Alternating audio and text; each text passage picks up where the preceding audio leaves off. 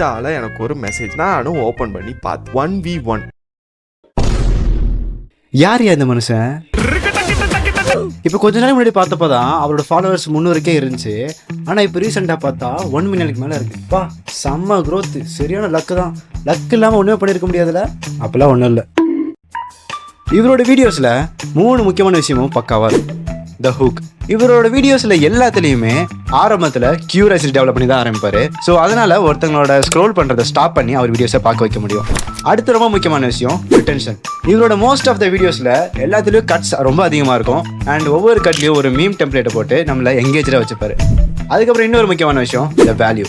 இவர் கொடுக்குற எல்லா வீடியோஸ்லையும் செஸ்ஸை சொல்லி தருவார். ஸோ அதனால் ஒரு வேல்யூ கிரியேட் ஆகுது. என்னதான் இதெல்லாம் இவர் வீடியோவில் இருந்தாலும் ஒரு ஆட் ஆன் அட்வான்டேஜாக எல்லா கான்டென்ட் கிரியேட்டர்ஸ் கூடயும் கம்பைன் பண்ணி அவர் வீடியோ அப்லோட் பண்ணார்.